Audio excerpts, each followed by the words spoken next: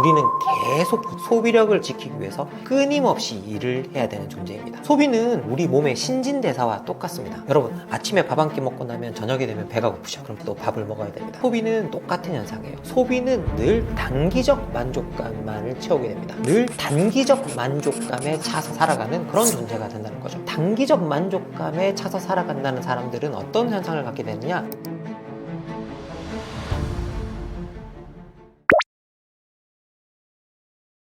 나는 소비한다. 나는 고로 존재한다. 이게 정말 어떻게 보면 우리 당대 현대인의 모습을 그대로 어떻게 보면 드러내는 말이라는 생각이 듭니다. 이걸 우리가 철학적으로 어떻게 풀 수 있을까? 이제 분석할 수 있을까? 이제 질문해 주셨는데요. 여러분 혹시 소비자는 왕이다 라는 말 들어보셨죠? 그러면 이 말은 뭐냐라고 하면 현대인의 정체성이 소비자라는 뜻에 가깝습니다. 그런데 우리가 무언가 우리의 정체성이 소비를 한다라고 한다면 이건 자연스럽게 여기에 따라오는 현상이 하나 있어요.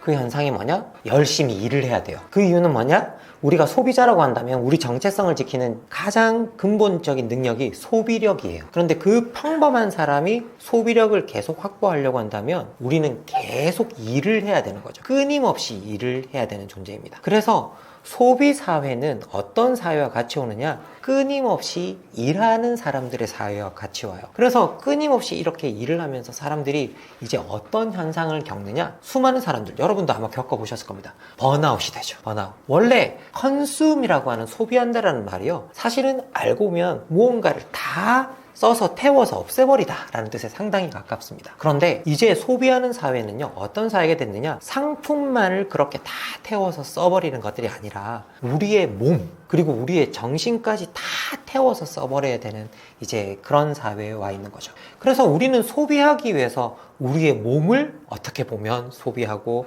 우리의 마음을 소비하고 하는 일들이 일어나고 있습니다. 그래서 그 소비가 사실은 이제 뭔가 상품의 형식으로 일어나는 것들이 아니라 번아웃 같은 현상으로 나타나죠. 그런데 더 비극적인 건 뭐냐? 내가 번아웃이라는 걸 알면서도 쉴 수가 없어요. 계속 일을 해야 되는 그런 현상이 만들어집니다. 그리고 우리가 정말 어쩔 수 없이 내가 이걸 더 이상 하게 되면 나한테 너무 큰 문제가 생길 거야 라고 생각을 해서 그 일을 중단하게 되면 바로 어떤 현상이 나타나느냐? 소비력이 사라져버리죠. 그러면서 이 소비 사회에서 내가 의미 있게 존재할 수 있나? 라고 하는 의심을 불러일으키게 되는 일들이 만들어집니다. 그래서 실제 소비 사회에서 살아가는 사람들은 소비력을 지키기 위해서 끊임없이 노동하는 사람들이 되고 번아웃에 시달리는 사람들이 되고 번아웃에 시달리면서도 계속 일을 하는 존재가 됩니다.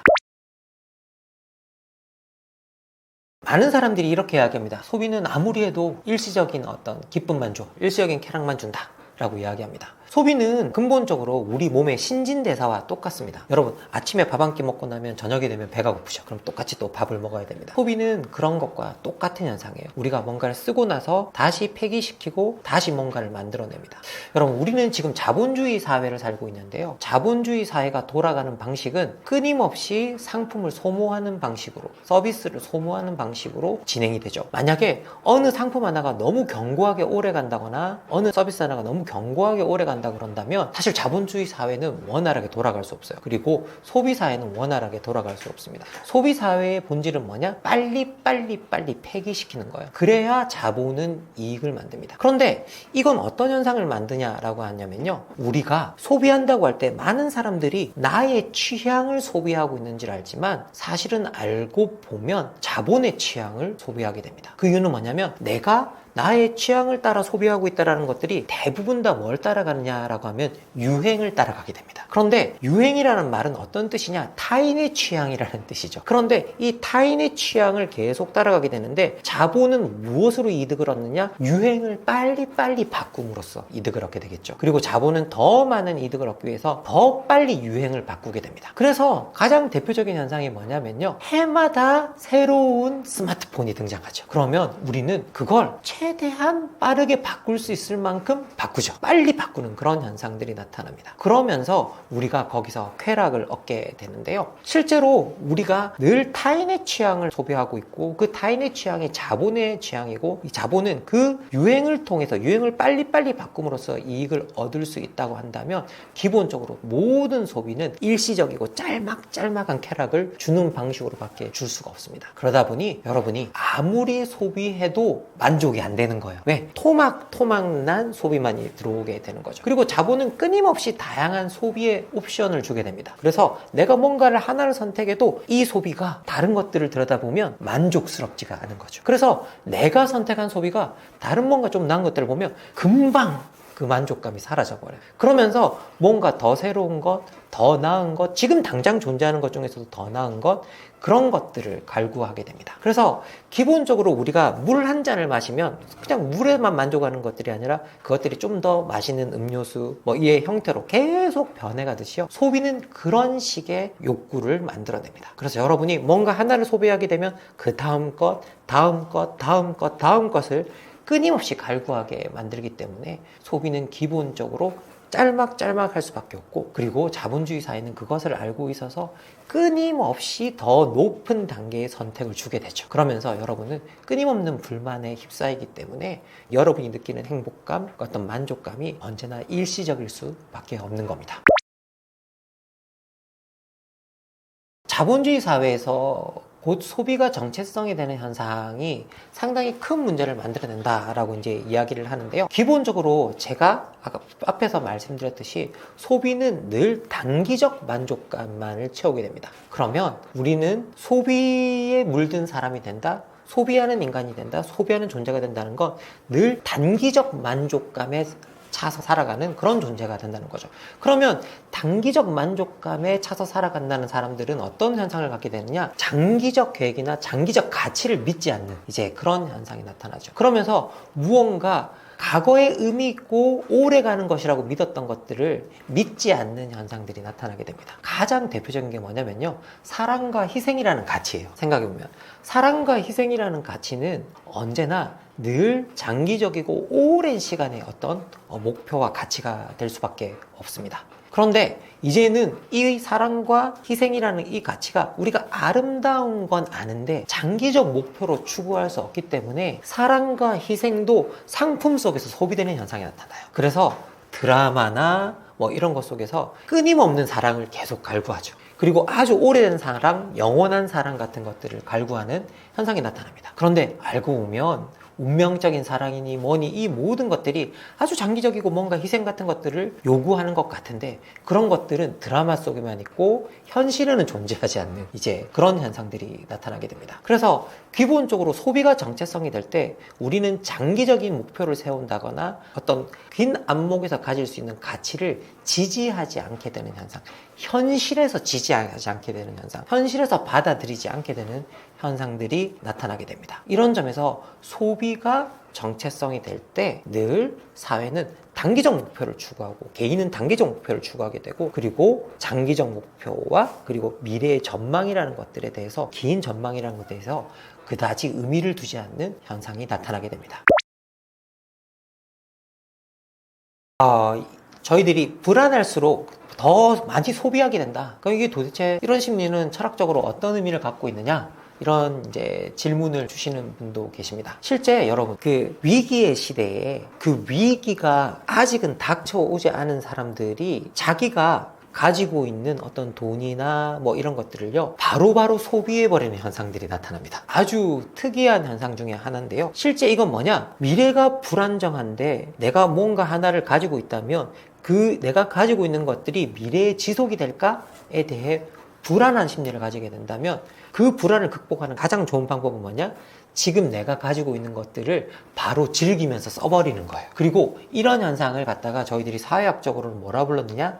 타이타닉 신드롬이라고 불렀어요. 타이타닉 신드롬이라고 부르는 게 있습니다. 많은 사람들이 우리가 미래가 불투명하기 때문에 미래를 위한 계획을 세운다라고 이야기를 해요. 그런데 현실적으로는 미래에 대한 계획을 세웠을 때 명확한 전망이 보여야 사람들이 미래에 대한 계획을 세워요. 그런데 미래에 대한 계획을 세웠는데 그 계획이 미래에 작동할지 안 할지 모르겠다? 그런다면 여러분, 미래를 위한 계획을 적극적으로 세우시겠습니까? 사실 오히려 역설적으로 미래가 투명할수록 사람들은 계획을 세워요. 그러면서 우리가 삶의 안정성을 더 가져가는 것에 대해서 확신하게 됩니다. 그런데 불안하면 뭐냐? 미래를 계획하기보다는 지금을 즐기자라고 하는 심리가 나타나게 되죠. 그러면 소비사회에서 지금을 즐기는 가장 좋은 방법은 뭐냐? 지금 내가 가지고 있는 것들을 써버리는 거죠. 그리고 그 다음 닥쳐올 건 그 다음에 그냥 준비하면 되는 거예요. 또 그냥 또 벌어서 좀 가지고 있다고 한다면 또 그걸 써버리고, 좀 벌어서 또 가지고 있다면 써버리는, 이제 그런 현상이 나타나게 됩니다. 그래서 기본적으로 불안과 소비는 맞물릴 수밖에 없는 어떤 그런 측면이 있습니다. 그래서 우리가 어떤 소비 사회를 조금 더 안정적으로 만들고 싶다라고 했을 때, 조금 더 의미 있는 어떤 선택을 할 수 있는 사람들의 사회로 만들고 싶다라고 한다면 불확실성과 사실 불안을 제거하는 것들이 상당히 중요합니다. 그런데 아쉽게도 지금의 소비 사회, 우리가 살아가는 사회, 지구화된 사회는 불안이 일상화된 사회이죠. 늘 어떻게 보면 직업 시장이나 이런 것들도 뭐 비정규직이나 이런 것들을 통해서 여러분들이 상당히 고통받고 있는 어떤 그런 사회입니다. 그렇다고 한다면 이 불안 사회가 지속되는 것들, 이것들을 우리가 어떤 방식으로 극복할 것인가에 대한 대안이 나와야 되는데, 아직은 그 대안을 찾고 있지 못한 게 현실입니다.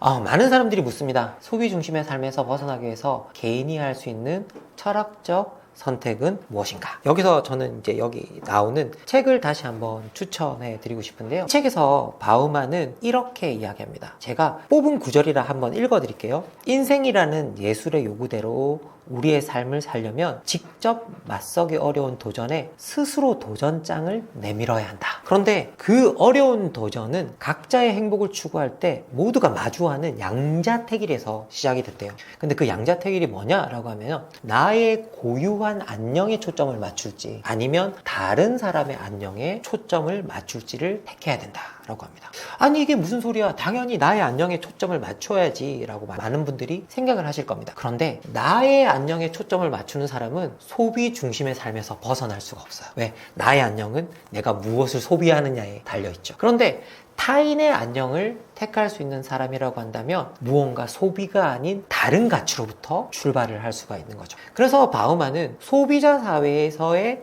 어떤 사람들이 무언가 다른 가치를 선택하고 싶다고 한다면 나의 안녕이 아닌 타인의 안녕에 초점을 맞추는 데서 출발할 수 있어야 된다라고 이야기합니다. 그리고 여기에는 큰 장점이 있다라고 이야기하는데요. 자기의 안녕에서 출발한 사람들은 자기의 안녕을 지키기 위해서 타인과 불화할 가능성이 크다라고 이야기합니다. 하지만 타인의 안녕에서 출발한 사람들은 그 타인의 안녕을 돌보는 데서 얻는 보람을 통해 자신과 화해할 수 있는 가능성이 생겨난다 라고 이야기를 하죠. 그래서 기본적으로 소비 중심의 삶에서 벗어나기 위해서 개인이 할 수 있는 철학적 선택이라고 한다면 나의 안녕에서 시작하는 것이 아니라 타인의 안녕에서 시작하는 것이 아닐까라고 조심스럽게 여러분께 말해봅니다.